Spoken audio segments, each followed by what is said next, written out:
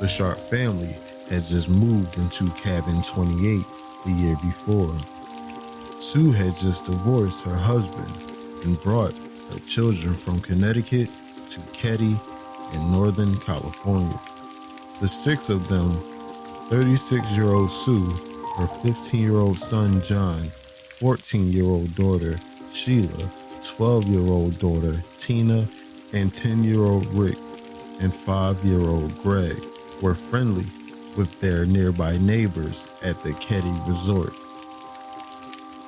The night before the murders, Sheila had slept over a friend's house down the street. John and his 17-year-old friend, Dana, had hitchhiked to a nearby town of Quincy for a party and returned sometime later that evening.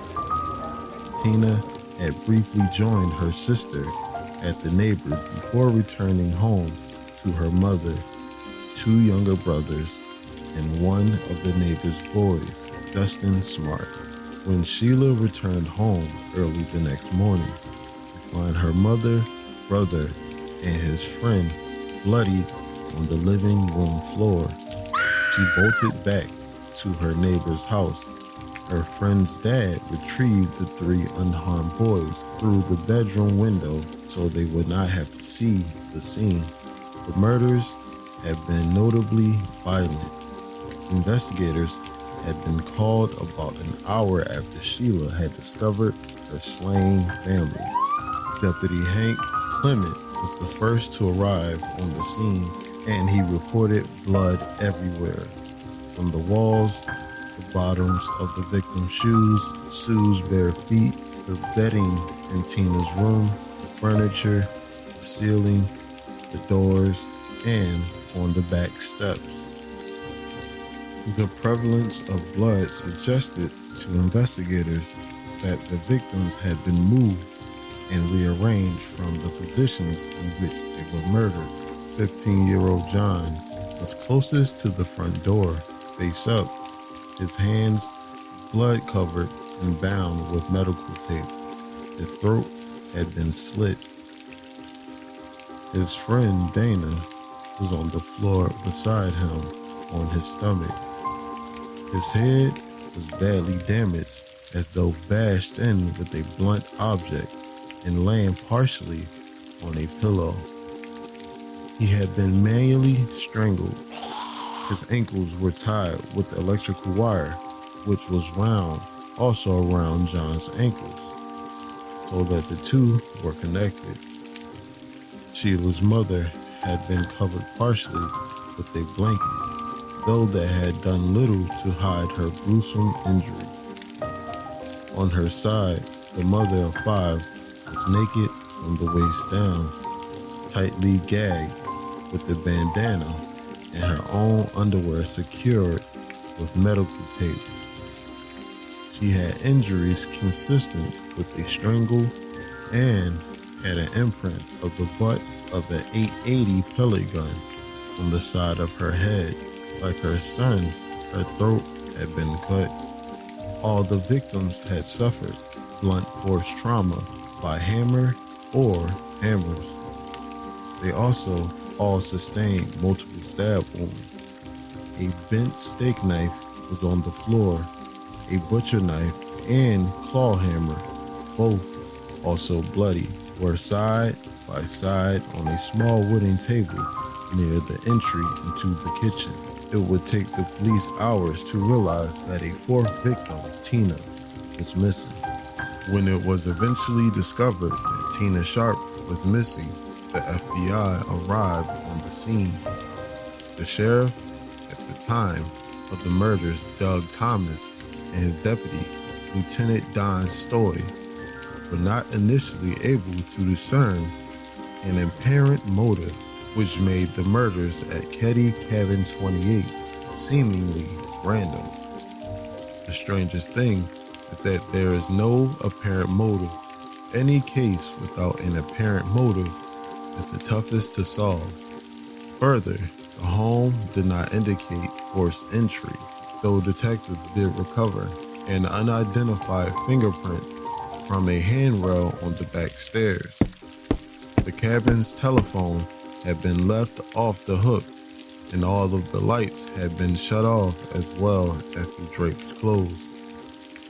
More confounding is that the three youngest boys were not only untouched, but allegedly unaware of the event, even though a woman and her boyfriend in the cabin next door woke around 1:30 a.m. to what they described were muffled screams. Unable to discern from where they were coming, they went back to sleep. However, though the three boys initially claimed to have slept through the massacre, Ricky and Greg's friend Justin Smart did later say that he saw Sue with two men in the house that night. One reportedly had a mustache and long hair, and the other clean shaven with short hair, but both with glasses. One of the men had a hammer. Justin reported then that John and Dana entered the home and argued with the men, which resulted in a violent fight. Tina was then allegedly taken out of the cabin's back door by one of the men. Allegedly, a lot of potential evidence was collected at the scene, but because this was pre-DNA testing, very little helpful information was found at this time. Sheriff Thomas called the Sacramento Department of Justice, which then sent in two special agents from their organized crime unit, not homicide, which struck many as odd. Immediately, the two lead suspects were Justin Smart's father and the Sharps' neighbor. Martin Smart and his house guest, ex-convict John Bo Bodaby, who was known to have connections to organized crime in the area.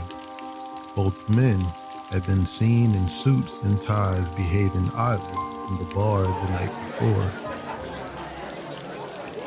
Martin Smart later told the police that he had a hammer which matched the one described, and also that his hammer had gone missing shortly before the murders. Later that year, a knife was recovered in a trash can outside the Ketty General Store. Authorities also believe this item to be linked to the crimes. It would be another 3 years after the Ketty murders that Tina was found. A man discovered a human skull in the adjoining Butte County, about 30 miles from Ketty in Plumas County. Near the remains, detectives also found a child's blanket, a blue nylon jacket, a pair of jeans with a missing back pocket, and an empty surgical tape dispenser. With that, the remains of Tina Sharp had been found, which made the crimes committed on April 11th or 12th, 1981, a quadruple homicide. The Butte County Sheriff's Department was perplexed by the identity until an anonymous call asked, "I was wondering if they thought of the murder up in Ketty, up in Plumas County a couple years ago, where a 12-year-old girl was never found." Remarkably, the tape of the anonymous tip regarding Tina was found, sealed, and case filed, untouched by Plumas County Sheriff's Department until 2013, when the case was reopened with new investigators, Plumas Sheriff Greg Hagwood and Special Investigator Mike Gamberg. In 2016, Gamberg located the hammer believed to be one of the murder weapons in a dried-up pond in Ketty. Further, it came to the light that Marilyn Smart, Marty's wife and mother of Justin, had left her husband on the day of the murder discovery.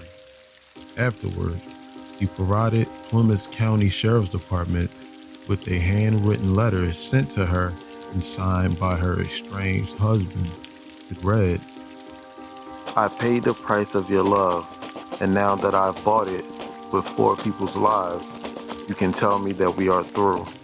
Great. What else do you want?" This letter was not treated as a confession, nor was it followed up on at the time, even though Marilyn admitted in 2008 documentary that she thought her husband and his friend Bo was responsible. Sheriff Doug Thomas contradicted this and stated that Martin had successfully passed a polygraph test. It was later confirmed that Martin was close with this sheriff. In 2016, Gamberg met with a counselor at the Reno Veterans Administration. The anonymous counselor told him that in May of 1981, Martin Smart had confessed to killing Sue and Tina Sharp. "I killed the women and her daughter, but I didn't have anything to do with the boys," he told the counselor.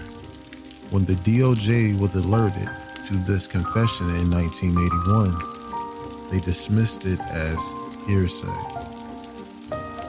The most widely accepted theory involves a love triangle between Martin, Marilyn, and Sue. It was believed that Martin and Sue were having an affair and that Sue was supposedly counseling Marilyn to leave her husband, who she had said was abusive to her. When Martin discovered this, he enlisted Bo, his friend, and a known mob enforcer who had lived with the Smarts a mere 10 days before the Ketty murders, to take Sue out of the picture.